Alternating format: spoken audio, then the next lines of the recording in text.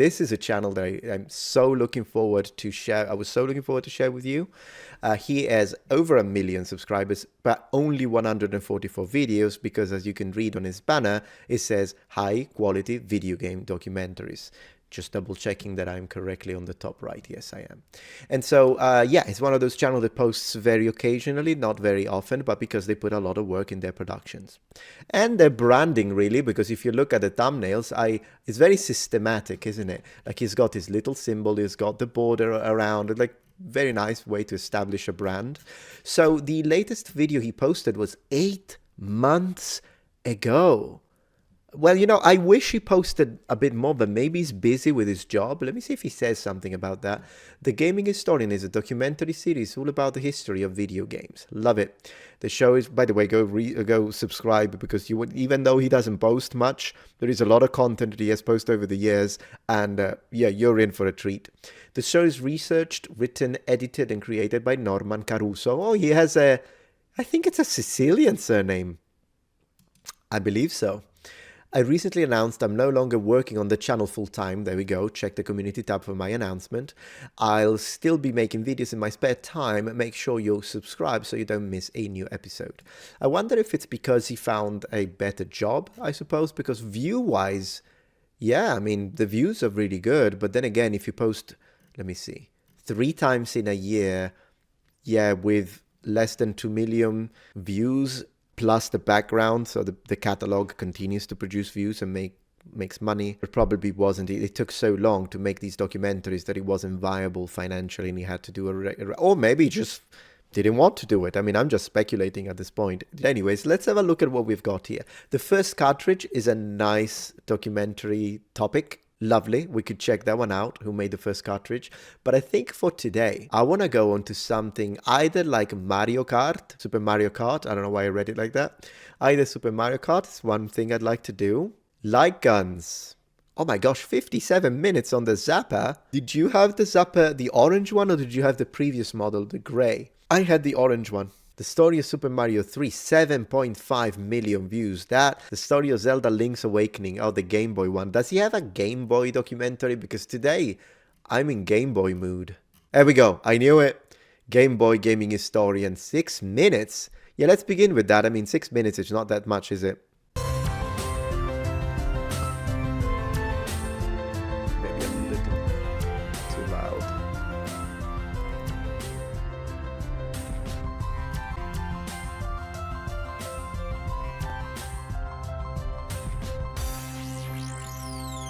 Nice. This is like many years ago, so of course now of much better quality. Much better quality. Wow. Well, it's the holiday season again. A time of the year... Gosh, he was a child here. That's insane. How long ago? How long ago is this? Oh, 14 years ago. Okay, I didn't see that it was 14 years ago. Maybe we should watch something a bit more. But do let me see just a little bit of the Game Boy that he has. All time is still the Game Boy, selling over 118 million units. I have an original. I'll show you in a little bit. So, on this episode... Well, that's 14 years ago, so I imagine the Switch is better now. Better seller. We're going to take a look at one of my favorite Christmas gifts of all time, the Nintendo Game Boy.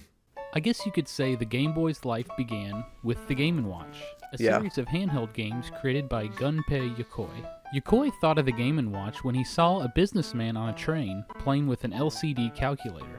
Each Game & Watch came with a single game and a digital clock on a small... I remember those. Oh my gosh, I do remember those. I owned a few.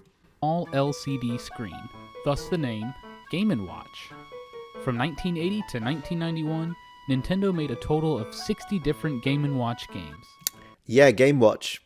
They remade it recently, right? I think I bought the... of course, it's in full color. It looks pretty nice. But they did remake the Super Mario one. I have one. I have that one. These little handhelds became very popular. And suddenly, the handheld... Simon's Quest. I didn't have the handheld, but I do have the NES port. Video game market became a viable business in the Double gaming Dragon. industry. Gunpei Yokoi decided to take the idea of gaming. Guys, Double Dragon, when I was playing it on the NES, I was like 9, and it was a little difficult for a 9-year-old, so I remember screaming to that thing. I was raging. I was getting so toxic because of it. Good game, of course. The original Double Dragon is fantastic, but I remember just removing the cartridge. I'm glad I didn't break it. I mean, I wasn't that kind of kid, but I was so angry that I kept dying that I just swapped to another game, and I think I started playing like Bubble. Watch a step further, and in 1989, his team at Nintendo came out with the Game Boy. Yep. It combined the portability of the Game & Watch with the graphics and interchangeable cartridges of the NES. Now let's take a closer look. Please. Now, as you can see, this is my original Game Boy, the same one I got for Christmas all those years ago. And it still has Pokemon stickers on it, because Pokemon was awesome and easily one of the best games on the Game Boy. Let's see the screen. So now we come to the biggest gripe of the Nintendo Game Boy, Please. Which is the LCD screen. It's pretty small, and the color scheme is black and green. A lot of gamers wondered why Nintendo didn't go with a color screen like the Game Gear.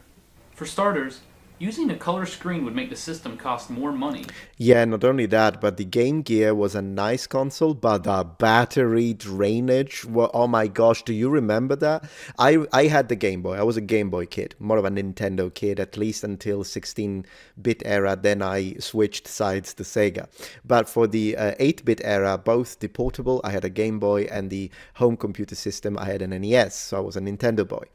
Not a Master System boy.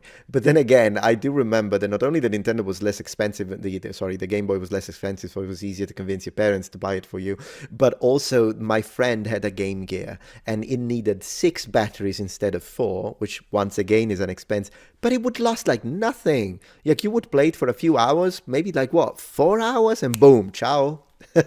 You have to buy a whole new package of, instead a Nintendo Game Boy would persist for it. That was a good choice, I think. Nintendo wanted the Game Boy to be affordable. Second, it would require more batteries. Not only that, but it would drain them much quicker. A good example is the Game Gear. It cost $50 more than the Game Boy, required 6 AA $50 in 1989 batteries, and only had about 5 hours of battery life. Okay, I remembered 4 hours, but 5 hours apparently, 14 years before. Gaming historian is now correcting me, appreciate that, even after 14 years. But 5 hours with 6 batteries is crazy.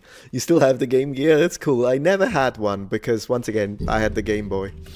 Game Boy cost $100, required 4 AA batteries, and had about a 10 to 14 hour battery life. I mean, it's a portable, Sega. So, of course, I mean, you want it to last the whole car trip. That's the idea. So, Yeah. You know, this thing kind of reminds me of the Wii. The Wii is sold as a system that the whole family can enjoy. Well, back in the early 90s, the Game Boy was kind of marketed the same way, appealing to businessmen and fathers. And one big reason for this was the interesting game that was sold with the Game Boy. Tetris. In 1988, Minoru Arakawa, who ran Nintendo of America, saw a game at an arcade expo called Tetris. Yes. He became obsessed with the puzzle game and was convinced that this was the perfect game to package with the Game Boy. What do you think about that? Do you think it was the perfect game, or do you think they should have packaged it with something more akin to the type of launches that we have now, so either a Zelda or a Mario Land? I don't know. I mean, at the end of the day, it was the most successful gaming console ever when it comes to sales. Once again, until the Switch is my maybe. I'll have to see. So it worked. But with Mario Land? Wouldn't Mario Land be, I have no idea. But then again, I mean, Mario was already so popular because of the NES. So, I guess I would have done that. But then again, I'm not a multi-billionaire like Nintendo people are. So I think they made the right choice. But what do you think? If you were told in 1989, hey, there is this Game Boy, but it comes with Mario Land, I think I would have lost my mind. This was the perfect game to package with the Game Boy. It was like bread and butter. Tetris was a huge success and was the perfect portable game to go with the Game Boy. Video link and blow your opponent away. Oh my gosh, the early, this looks like, yeah, late 80s, early 90s commercials are amazing. I doubt many mothers would have played much Zelda back then, but they did enjoy Tetris. You're absolutely correct. And yes, Tetris was invented in Russia. That is also correct, yes. Game Boy, only from Nintendo. Now you're playing with power, portable power. Nintendo shipped over 1 million Game Boys in 1989. Holy By moly. 1991, it seemed like everyone had a Game Boy. Hell, Yeah. even President Bush had a Game Boy. Despite competing against systems with superior technology. Yeah, I mean, the Game Gear is pretty. It is fascinating. But it's a portable, and I mean, yeah, that's why, I mean, yeah, maybe if I find one now, if I find a wild one, like one in the wild, now I would buy it for collection. The Game Boy creamed the competition with its simple design, awesome battery life, and great game selection. The Game Boy ended up being the most successful system of all time for Nintendo, selling over 118 million units. It was also inducted into the National Toy Hall of Fame in 2009.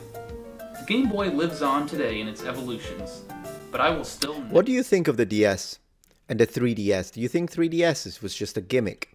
I remember when it came out, I was in Japan, so I went to see it, and I was thinking about it, but I had a PSP, and I thought, yeah, I don't need it. Although then again, the idea is kind of cool, but it doesn't make you like, does it strain your eyes? It doesn't give me headache. I know some people do get headache. I do own one now. It's not that I bought it, it's just my wife gifted me hers. So I have her Nintendo 3. She had two for some reasons. So yeah, she's very much into portable systems. It's one of those things. You never had a 3DS. Yeah, I think the DS was great with a little pen. Nintendo's always been great when it comes to innovation. The kind of thinking outside the box. When it comes to the 3DS and the technology, I think it's a little gimmicky, but it is interesting. It's just that the problem there is that would you even give it to a kid? I don't know if you would give it to a teenager, to be honest. I'm not sure if it can give you problems with your development, maybe. Eyes, sight. I only had the Game Boy Color. Oh, Nintendo. Yeah, I own one of those. Then I didn't get more portables. Yeah, Game Boy Color, the colors were a little washed off. When it came out, I wasn't even aware of it, I don't think, but I wouldn't have been that interested. Even when I play with it now, I don't see it as a huge improvement from the original Game Boy. Never forget that wonderful Christmas day when I got my Game Boy. Well, that about wraps it up. Now, if you'll excuse me, I think I've got a game I need to play. Have a Happy New Year, and I'll see you next time. That was awesome. That was also little gaming historian. It started strong. It really started strong. Maybe if you made it a little longer, I suppose. One thing I do want to show you now, since we talked about this, I'm going to get my Game Boy. I want to show you also because apart from the Game Boy, I've got one more thing. A little surprise, I guess. I'll be right back. Okay, so here's what I've got. I've got the original game. This is my original Game Boy. Let me see if I can get it where it gets the light. So still in very nice cosmetic conditions. And is it? There we go. So it's a beautiful one. And then right now, what the heck was I playing? Mickey Mouse. The idea of being able to exchange cartridges and changing games, this was revolutionary at this time. Absolutely revolutionary. Anyways, we've got Tetris, of course. Let's see if it focuses. It doesn't for some reasons, but yeah. So we just, that's it. And let's turn it on. If it has batteries, does it have batteries? Let's see. Remember that? Let's go. Pudding. Yeah, I'm gonna need one moment. You know what we need to do? I had to do that. Nope. I think the cartridge is not perfectly functioning right now. So anyways, Game Boy. Pudding. And then I've got this, which is a little stand that I got custom made. So that, you know, when I showcase it, I do this and it says Game Boy on the thing. It's really nice. But one last thing that I wanted to show is that because I'm a maniac, box, the original box. Look at the conditions of this box. Give me a break.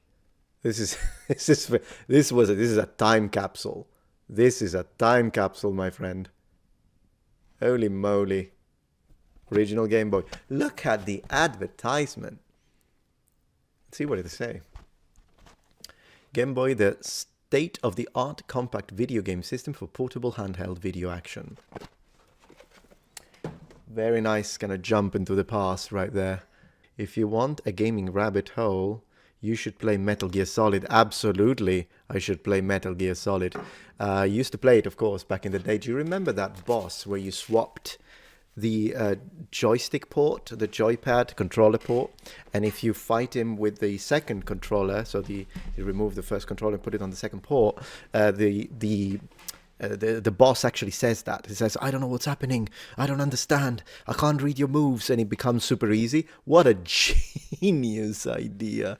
What a genius idea. I think that's the main difference between modern, particularly AAA. Indie is still really good when it comes to originality. But when it comes to modern AAA, it's just a money-making printing machine. But they lost a lot of this, like these kind of incredible ideas that developers had. So it's kind of a shame. Really cool. Was that more expensive than the PS2 box? Yes, it was actually more expensive than the PS2 box. Yes, it was. Don't remember how much it was though. Wasn't that like prohibitively expensive, but it did cost a pretty penny.